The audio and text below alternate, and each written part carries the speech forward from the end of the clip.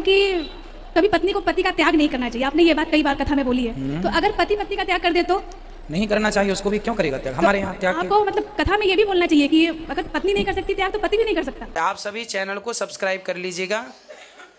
जो भी यूट्यूब पर देख रहे हैं चैनल को सब्सक्राइब कर लीजिए और शेयर कीजिएगा। राधे राधे दोस्तों, स्वागत है आपका हमारे YouTube चैनल उषा भक्ति मार्ग में। बात करेंगे हम आज ऐसी महिला की जो कि पंडाल में आती है और कहती है, गुरुजी जब हर वक्त को भगवान ने अच्छा या बुरा जीवन या मरण भगवान ने निश्चित कर रखा है तो इंसान व्यर्थ में चिंता क्यों करता है।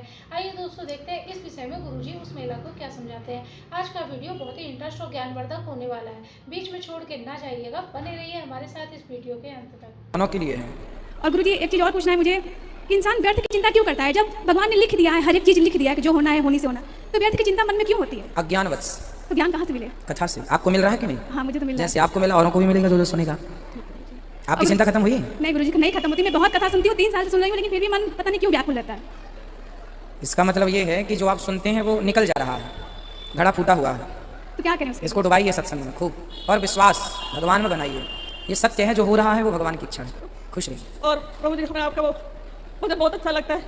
ये प्रार्थना दिल की बेकार नहीं होगी प्रभु। 2 लाइन प्लीज।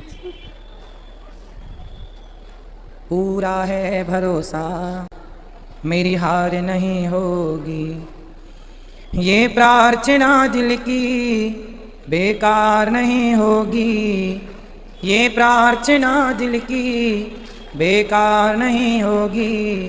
पूरा है भरोसा मेरी हार नहीं होगी, सांवरे जब तू मेरे साथ है, सांवरे सिर पे तेरा हाथ है। पूरे भारतवर्ष में ग्रामों की संख्या कितनी है? ये तो गूगल बाबा से पूछने के तो पता चल जाएगा ना महाराज बता दें, हम ही बता दें।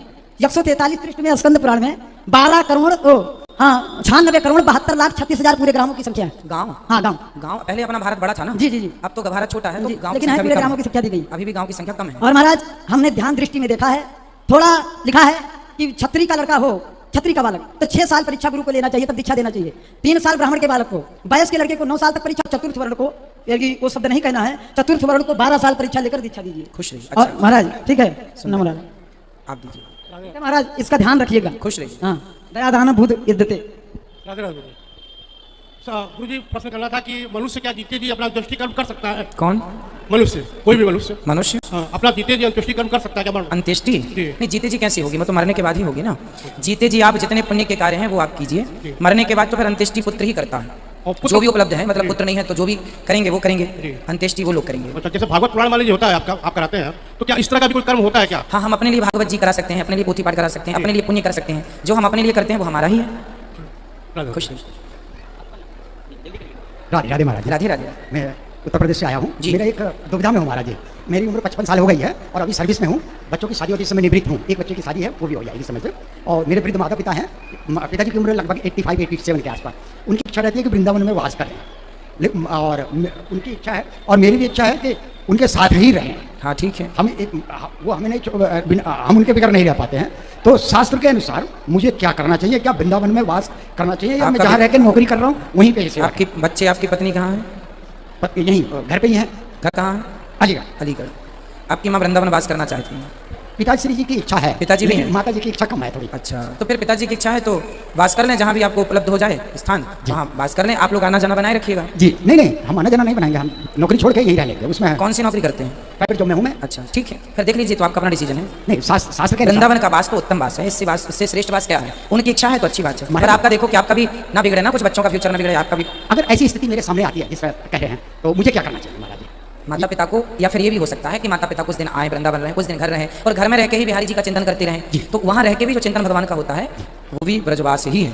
आप घर में हैं और आपका मन वृंदावन में है तो वो भी ब्रजवास है। जी महाराज बिल्कुल। आपके श्री चरणों में सिर डालें। खुश रहिए। राधे राधे गुरुजी।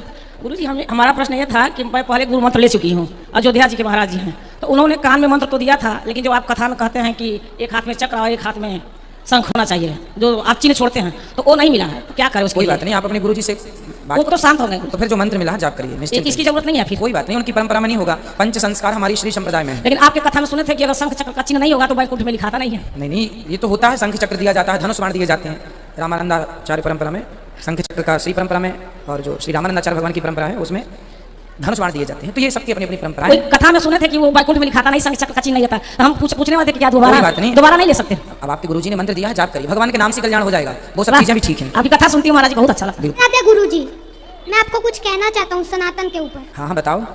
है तुझ में वो हिम्मत, मैं मूर्ति की पूजा करता हूँ इसलिए तुमने मूर्तियाँ तोड़ी। मैं मंदिर में पूजा करता हूँ इसलिए तुमने मंदिर तोड़े। लेकिन तुम भूल गए मैं सूर्य की पूजा करता हूँ। हिम्मत है तो बुझा दे, मैं चंद्रमा की पूजा करता हूँ। हिम्मत है तो हटा दे, मैं जल की पूजा करता हूँ। हिम्मत है तो सुखा दे, मैं वृक्षों की पूजा करता हूँ। हिम्मत है तो मिटा दे, मैं उस पर्वतों की पूजा करता हूँ। हिम्मत है तो हिला दे, मैं इस मिट्टी की पूजा करता हूँ। हिम्मत है तो अपने कब्र से हटा दे, मैं अग्नि की पूजा करता हूँ। हिम्मत है अपने घर का चूल्हा अपने हाथों से बुझा दे। सनातन का मतलब भी समझते हो, जो आदि और अनंत है, जो पुरातन है, वर्तमान और भविष्य में जो सबका जन्मदाता है, इसलिए वो पिता है। हिम्मत है तो अपने नाम से अपने बाप का नाम मिटा दे।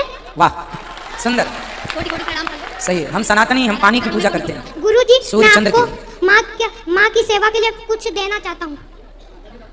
खुश रहिए। श्रीमान नारायण गुरुजी, आपके चरणों में कोटि कोटि प्रणाम। ये जय मेरा पुत्र है, आप इसे आशीर्वाद दीजिए। बिल्कुल, भगवान को सुखी रखें, प्रसन्न रहें, खूब सुखी रहिए। ये देखो वृद्ध माओ के लिए सेवा कर रहे हैं बच्चे, एक बार तालियां बजाइए बच्चे के लिए। ये बच्चे जितना हम लोगों के करते मदद, उतना लोग पाप करने वाले जो हैं वो हमें ठुकरा कर फेंकते हैं तो भगवान शरीफों को उठाते हैं जल्दी। जो दान पुण्य करते हैं, पूजा भी करते हैं, 24 घंटे हमेशा ध्यान देते हैं भगवान की तरफ, ठीक। और ये पाप करने वाले जो एक रोटी पेट पे लात मारकर जगह भगवान देते हैं तो वो पेट पे लात जगह छीन लेते हैं और छीन कर भगा देते हैं। ऐसा क्यों बताओ? ये पाप करने वाले को जल्दी नहीं उठाता, शरीफों को उठाता है जी जल्दी, ऐसा क्यों है बताओ? ये कलयुग है, युग का प्रभाव है।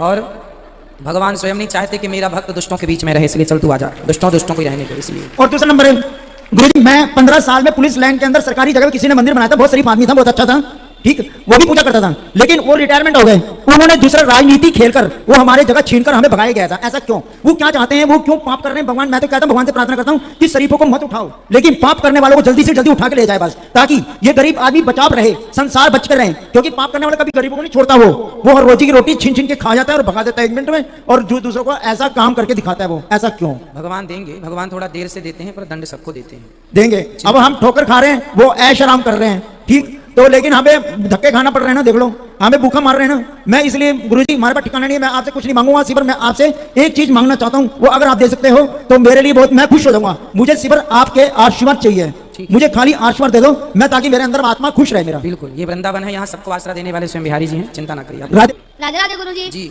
गुरुजी, आप बोलते हो वृंदावन भारत का हिस्सा नहीं है, वैकुंठ का हिस्सा है, तो यहाँ पे मौसम का प्रभाव क्यों पड़ता है?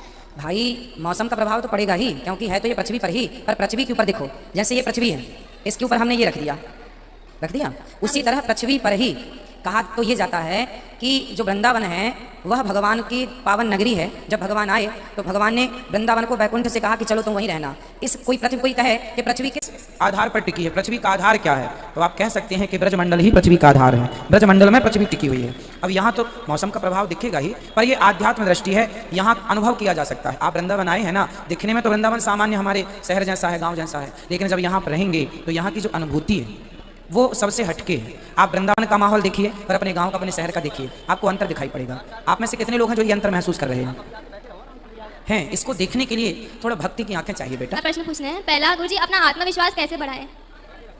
आपको ही बढ़ाना पड़ेगा। आत्मविश्वास बढ़ाने के लिए हमें सदा पॉजिटिव रहना पड़ेगा। पॉजिटिव रहिए, सत्संग करते रहिए, उससे आत्मबल प्राप्त होगा। और गुरुजी, दूसरा प्रश्न है कि अपनी पढ़ाई को भक्ति कैसे बनाए?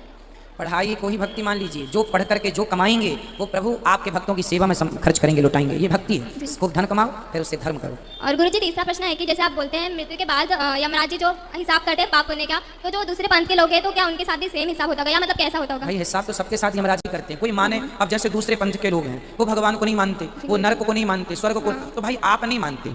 अब जैसे उल्लू है, वो कहता है कि सूर्य तो होता ही नहीं है, उसे सूर्य दिखाई नहीं पड़ता। वो कहते हैं, उनकी प्रजाति कहती है सूर्य नहीं होता, हम नहीं मानते कि सूर्य होता। तो उल्लुओं के ना मानने से क्या होता है? सूर्य तो है ना। ऐसे कुछ उल्लुओं के ना मानने से क्या होगा?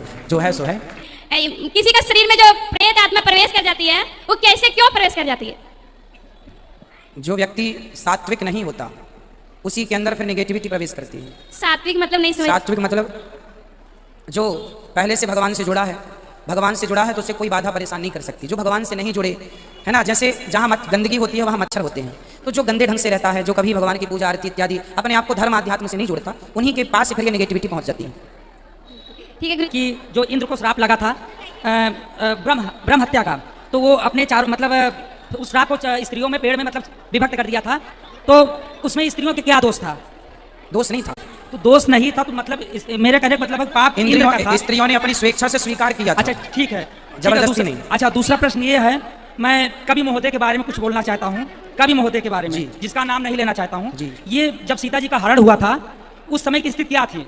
आपने उस दिन बोला था मतलब सुंदर अति, मतलब दो ही शब्द प्रयोग किए थे। मैं कवि महोदय से पूछना ये चाहता हूँ, क्या उन्होंने अपनी कविता में कभी अति शब्द का और सुंदर शब्द का प्रयोग नहीं किया है?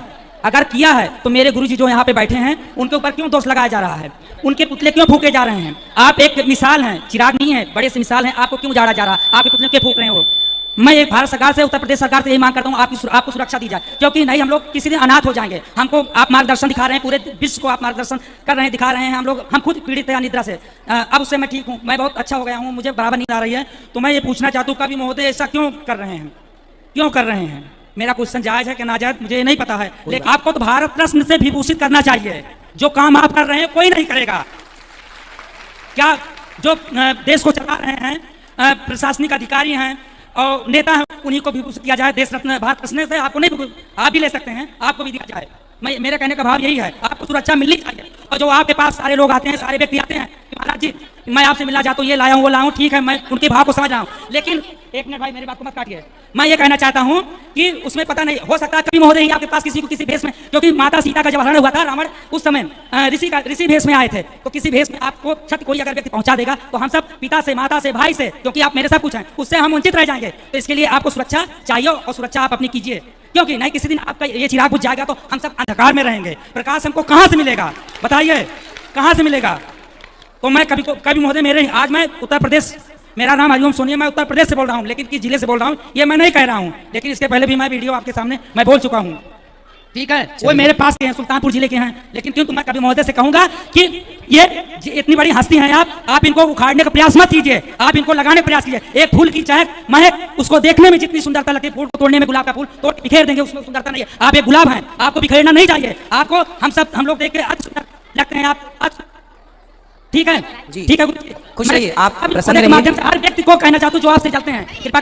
तो देखा दोस्तों, आज की वीडियो हमने पूरी देखी और सुनी। जैसे कि उस महिला ने कहा कि गुरुजी, जब भगवान ने सारी समस्याओं को निश्चित कर रखा है कि इस दिन पे ये होना है, जीवन मरण जो भी है सब कुछ भगवान ने ही निश्चित किया है और सुख दुख भी भगवान ने ही निश्चित किया है, तो इंसान बैठ में चिंता क्यों करता है, क्यों परेशान रहता है? तो दोस्तों इस विषय में गुरुजी ने यही समझाया कि इंसान अज्ञानवश ये सब चिंता करता है, क्योंकि भगवान ने तो हर दिन का निश्चित कर दिया है, सुख दुख भी भगवान के ही बनाए हुए हैं, भगवान ने वो भी निश्चित कर दिए हैं। लेकिन इंसान को जब ज्ञान नहीं है, और कहते हैं कि जब इंसान को ज्ञान नहीं है तो इंसान चिंता करता है, लेकिन ये भी बात सही है कि हम इंसान हैं, भगवान ज्ञानी हैं, उन्हें सब कुछ पता होता है। लेकिन जो धरती पर आकर हमसे रिश्ते जुड़े हैं और जो बहुत सारी समस्याएं जो आके खड़ी हो जाती हैं, तो उसमें चिंता करना तो जायज़ बात है। लेकिन कहते हैं कि कथा से, प्रसंग से अगर हम लोग जुड़े और ज्ञान प्राप्त करें तो शायद हमारी चिंता दूर हो सकती है। तो दोस्तों आपकी क्या राय है? आपको जो भी समझ में आया हो आप हमें कमेंट बॉक्स में कमेंट करके बता सकते हैं। और हाँ, अगर अभी तक आपने हमारे चैनल को सब्सक्राइब नहीं किया है तो आप हमारे चैनल को सब्सक्राइब कर लें, हमारी वीडियो को ज़्यादा से ज़्यादा लाइक व शेयर करें, कमेंट बॉक्स में राधे राधे लिखना ना भूलें। मिलेंगे ऐसी ही किसी अन्य वीडियो के साथ, ज्ञानवर्धक वीडियो के साथ, तब तक के लिए राधे राधे।